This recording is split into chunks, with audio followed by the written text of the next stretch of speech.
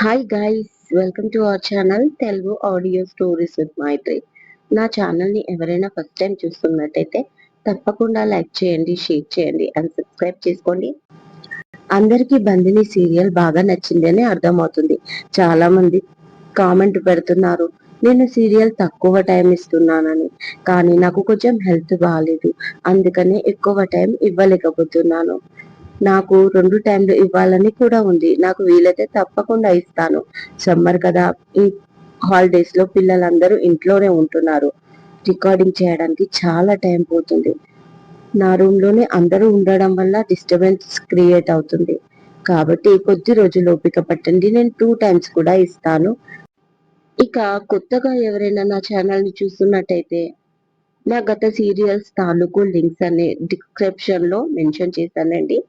తప్పక అక్కడికి వెళ్ళి అది ఓపెన్ చేసి చూసుకోండి నా సీరియల్స్ అన్నిటిని. ఇక లేట్ చేయకుండా స్టోరీలోకి వెళ్ళిపోదాం. బందిని ఒక పెళ్లి బంధంలో పార్ట్ 15. మన మధ్య ఉన్న రిలేషన్ అంటే మీ నాన్నకి కోపం కదా అంటుంది క్రిస్టియానా సియాని రాజు దగ్గర బుక్ చేయాలని. అయితే ఇప్పుడే ఇదే పార్టీలో నెక్స్ట్ వీక్ మనకు మ్యారేజ్ అని అనౌన్స్ చేద్దామా అన్నాడు రాజ్ సియా వంక సూటిగా చూస్తూ. అంతే, క్రిస్టియానా ఫ్యూజ్ లో ఎగిరిపోయాయి. అంత సడన్ గానా అంటుంది. పెళ్లి చేసుకుంటే తనకు అవకాశాలు తగ్గిపోయి కెరీర్ పాడవుతుందన్న భయం ఆమె ఫేస్ లో కనిపించకుండా మేనేజ్ చేస్తూ, నా మాటలకి అర్థం అది కాదు రాజ్, జస్ట్ నేను అనుకుంటున్నాను, తన ఆలోచన అదేనేమో అని అంటుంది కవర్ చేస్తూ క్రిస్టియానా. అవునా, నీకు అలా అనిపిస్తుందా? కానీ నాకు ఇంకోలా అనిపిస్తుంది అన్నాడు రాజ్. నీకేమనిపించింది? ఆశ్చర్యంగా అడిగింది క్రిస్టియానా. క్రిస్టియానా, నువ్వు చాలా ఎక్కువగా ఆలోచిస్తున్నావని, ఉన్న కాస్త బ్రెయిన్ కూడా అరిగిపోతుంది. So please stop this nonsense అంటూ సియా వైపు అడుగులు వేశాడు యాటిట్యూడ్ గా. తల కొట్టుకుంది క్రిస్టియానా. సియా చుట్టూ ఓ 4-5 అబ్బాయిలు చేరారు తన గురించి అన్ని తెలుసుకోవడానికి. సియా ఇబ్బంది పడుతూనే మాట్లాడుతుంది వాళ్ళతో. ఒకరు పేరు అడుగుతున్నారు, ఇంకొకరు మీరు ఎన్ని రోజుల నుంచి ఆఫీస్ లో వర్క్ చేస్తున్నారు అని అడుగుతున్నారు. మరొకరైతే డాన్స్ కి ఇన్వైట్ చేస్తున్నారు. వాళ్ళకి నో చెప్పగానే మరొకరు, మాకు ట్రైనింగ్ ఇస్తారా మేడం, మీ దగ్గర అసిస్టెంట్ గా చేరదాం అంటూ ఫన్నీగా మాట్లాడుతూ ఫ్లట్టింగ్ చేయాలని చూస్తున్నారు. ఒకేసారి ఆ గ్రూపు తనని చుట్టుముట్టడంతో కంగారు పడుతుంది సియా. అయినా బయటపడకుండా వాళ్ళకి ఓపికగా సమాధానం ఇస్తూ తన మేనేజర్ రీమా కోసం చూస్తుంది. తను కనిపించగానే అటు వెళ్ళిపోవాలని, కానీ రీమా ఎక్కడా కనిపించలేదు. ఒక పక్క కళ్ళతోనే వెతుకుతూ వీళ్లతో మాట్లాడుతూ ఉంటుంది సియా. అప్పుడే ఎక్స్క్యూజ్ మీ అంటూ వచ్చాడు రాజ్. అతన్ని చూడగానే ఇంకా కంగారు పడిపోయింది సియా. మిస్ సియా, మీతో కొంచెం పర్సనల్ గా మాట్లాడాలి, ఇఫ్ యూ డోంట్ మైండ్ అన్నాడు వాళ్ళని పక్కకు వెళ్ళమని ఉద్దేశంతో. వాళ్ళు ఆ మాట వినగానే వెంటనే పక్కకి జరిగిపోయారు. రాజ్ తన పక్కన నిలబడ్డాడు. చాలా భయంగా ఉన్నా బయటపడకుండా అతని వంక చూసింది సియా. రాజ్ తన దగ్గరికి ఎందుకు వచ్చాడో అర్థం కాక, మీతో కొత్త ప్రాజెక్టు గురించి మాట్లాడాలి, నాతో రండి అన్నాడు సియని సూటిగా చూస్తూ. వాట్ అని తన ఫీలింగ్, కానీ బయటికి అనలేకపోయింది సియా. ఇక ఆమెను చూడకుండా ఒకవైపు నడుస్తాడు రాజ్. అతని వెనకాల ఫాలో అయ్యింది సియా. దూరం నుంచి చూస్తున్న క్రిస్టియానా షాక్ అయిపోయింది. ఏంటి సియని తీసుకుని వెళ్తున్నాడు రాజ్ అనుకుంటూ వాళ్ళని ఫాలో చేయబోయింది. అప్పుడే ఒక అప్కమింగ్ హీరో ఒకరు వచ్చి, hi Christiana, you looking beautiful అని పలకరించాడు. అతను ఈ మధ్య నటించిన కొత్త వెబ్ సిరీస్ కి బాగా పేరు రావడంతో హాయ్ అంటూ అతనితో మాట్లాడుతూ ముందుకు వెళ్ళిపోయింది క్రిస్టియానా, ఒకవైపు రాజ్ ని చూస్తూనే. మరొక వైపు శాంభవి సియా రాజ్ ని గమనిస్తూనే ఉంది. తన కూతురు స్మిత ఎటు వెళ్ళిందో అని వెతుకుతూ. అప్పుడే రాజ్ సియా కలిసి వెళ్లడం చూసి ఆమె కడుపు మండిపోయింది. ఎక్కడ ఇద్దరు ఒకటైపోతారో అని తన బాధ. మధ్యలో ఈ మోడల్ ఎక్కడ చచ్చిందో అని ఆ క్రిస్టియానా వెనకే వెళ్ళింది శాంభవి కూడా. ఏంటి ఈ మధ్య ఇలాంటి పనులు కూడా చేస్తున్నావా? నడుస్తూనే అడిగాడు రాజ్ సియాని. దేని గురించి మాట్లాడుతున్నారు మీరు? అడిగింది సియా. రాజ్ తాను సియతో మాట్లాడడం ఇదే ఫస్ట్ టైం. అదే కంపెనీకి వచ్చే ప్రతి ప్రాజెక్టులో వేళ్లు పెట్టడం నీకు అలవాటంట. లవన్ చెప్తున్నాడు కదా స్పీచ్ లో. నీ దగ్గర అంత టాలెంట్ ఉందా, లేక మా తమ్ముళ్లతో నిన్ను నువ్వు పాపులర్ చేయించుకోవడానికి అబద్ధం చెప్పిస్తున్నావా అన్నాడు రాజ్. నాకు అంత దౌర్భాగ్యం ఏమి పట్టలేదు. పరాయి వాళ్ళ టాలెంట్ ని నాది అని చెప్పుకునేంత అంటుంది సియా. అయితే మాకే పట్టింది ఆ దౌర్భాగ్యం అంటావు. నీలాంటి అమ్మాయితో హెల్ప్ తీసుకోవడానికి అన్నాడు రాజ్. నాలాంటి అమ్మాయి అంటే నాకేమైంది అని అడిగింది సియా చాలా సీరియస్ గా. ఇదివరకు చాలా సార్లు చెప్పాను, నన్ను ప్రశ్నించే వాళ్ళు అంటే నాకు అసహ్యమని అన్నాడు ఒకచోట ఆగిపోయి తన వంక చూస్తూ. అలాంటప్పుడు ఎదుటి వాళ్ళ మనసులో ప్రశ్న మొదలయ్యేలా మీరు మాట్లాడకూడదు.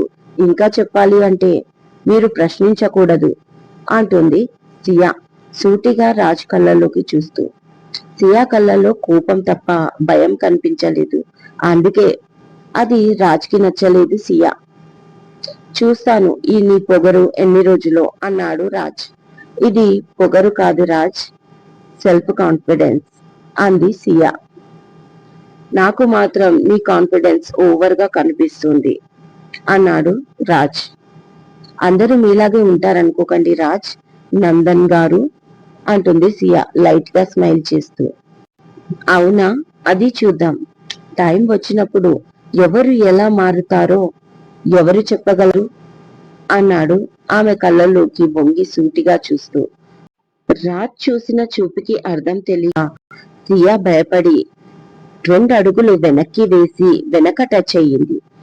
వెనకాల అది డోర్ అవ్వడంతో ఓపెన్ అయిపోయి వెనక్క పడిపోయిన సియాని తన చెయ్యి పట్టుకుని ఆపాడు రాజ్. కాన్ఫిడెన్స్ ఎక్కువైతే ఇలాగే ఉంటుంది అన్నాడు రాజ్. ఆమె అతడి కళ్ళల్లోకి చూస్తూ సరిగ్గా నించోగానే ఏం చేస్తున్నారు మీరిద్దరు అని అడిగారు లోపల నుంచి. మీరేం చేస్తున్నారు ఇక్కడ అని అడిగింది లవన్ కుషాల్ లోపల ఉండడంతో సియా షాక్ అవుతూ. ఏమో అన్నయ్య పార్టీ పక్కన పెట్టి సడన్ గా మమ్మల్ని పిలిపించాడు అన్నాడు కుషాల్. అదొక మీటింగ్ రూమ్ లా ఉంది. యూ ఆకారంలో టేబుల్, దాని చుట్టూ చైర్లు, రూమ్ ఎదురుగా వాల్ పై పెద్ద స్క్రీన్. ఏంటి విషయం అంటే నువ్వు వచ్చాక చెప్తానన్నాడు వదిన అన్నయ్య అన్నాడు లవన్. ఆల్రెడీ పార్టీ అక్కడ అయిపోతుంది, టైం చూసుకున్నాడు కుషాల్ టెన్షన్ గా. నేను మీ టైం ఎక్కువగా తీసుకోను. మేడంకి చాలా టాలెంట్ ఉంది కదా, అది ఉపయోగించి ఇప్పటి వరకు ఒక రేంజ్ లో మన కంపెనీని నడిపిస్తున్నారు మీ ఇద్దరు ఇంకా తెర వెనుక ఆమె ముగ్గురు కలిసి. మేము మాత్రం ప్రాజెక్టు వాళ్ళకి ప్రజెంటేషన్ ఇస్తూ టెండర్లు పాస్ అవుతూ మీడియా ముందు ఇంటర్వ్యూలు ఇస్తూ సెల్ఫ్ డబ్బా కొట్టుకుంటున్నాం. కంపెనీలో టాలెంట్ పర్సన్స్ ఎవరైనా ఉన్నారంటే ఓన్లీ ఫర్ యూస్లెస్ ఫెలోస్ అన్నాడు కోపంగా రాజ్ టైని మెడ నుంచి తీసేస్తూ. సియాని స్టేజి పైన పొగడడం రాజ్ కి బాగా కాలిందని అన్నదమ్ముల ఇద్దరికి అర్థమైంది. సేమ్ టైం సియాకి కూడా. మొదటిసారి రాజ్ కుళ్ళుకోవడం చూసి నవ్వుకుంది సియా మనసులోనే, బయటికి కాదు. నవ్వితే ఇంకా రెచ్చిపోతాడు కదా, అసలే హిట్లర్ అనుకుంది సియా. వెల్, ఇది జామ్ కంపెనీ యాడ్. ఈ యాడ్ లో జస్ట్ ఇద్దరే ఉండాలి. మదర్ సన్ లేదా మదర్ డాటర్ అయినా పర్వాలేదు.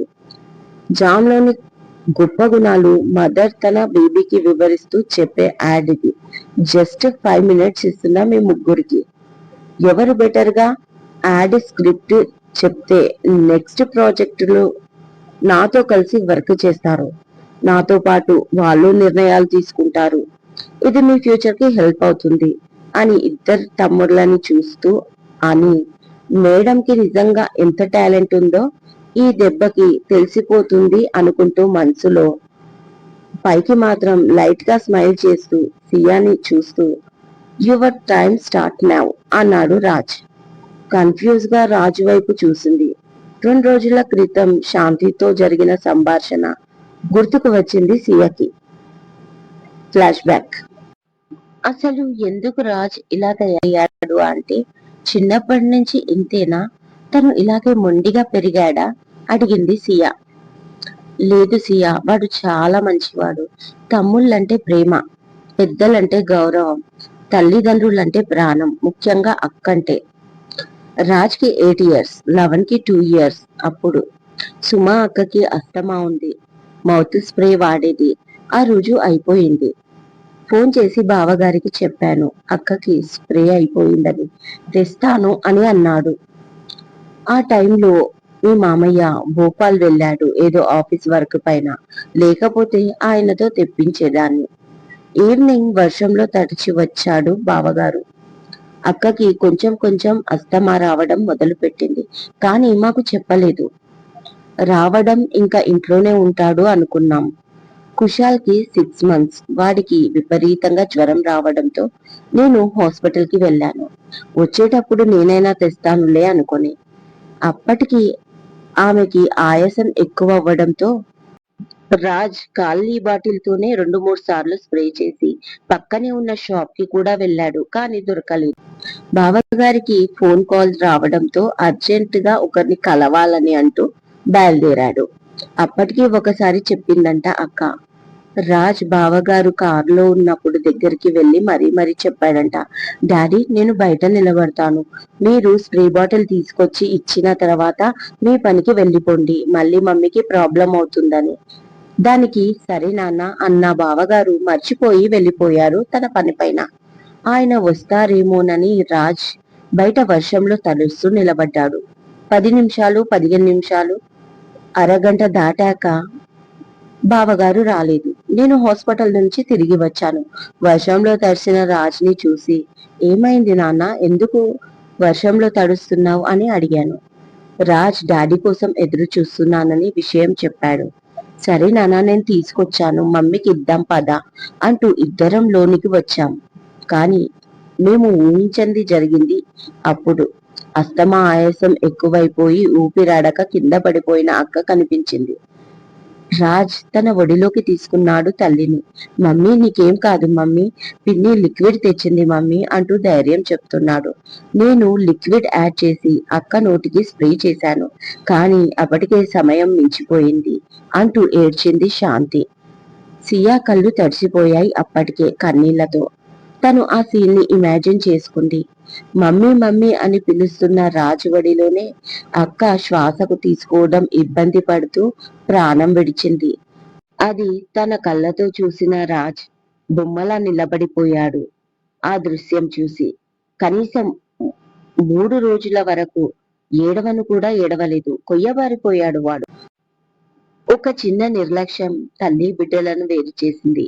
బావగారు తెచ్చే చిన్న స్ప్రే అది కేవలం 40 రూపాయలది, కానీ కొన్ని కూడబెట్టిన దొరకని ప్రేమ దూరం చేసేసింది అది. ఆ రోజు రాజు మనసు విరగడమే కాదు, తండ్రి అంటే అసహ్యం పుట్టుకొచ్చింది వాడికి. కొన్నాళ్ళు వాడు షాక్ లోనే ఉండిపోయాడు. ఆ తర్వాత వాడు మొదటగా మాట్లాడిన మాట ఒకే ఒక మాట, మమ్మీని డాడీ చంపేశాడు అని. ఇదండి ఇవాళటి ఎపిసోడ్.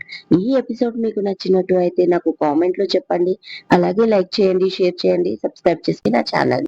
మరొక మంచి ఎపిసోడ్ తో మీ ముందు ఉంటాను. మైత్రి.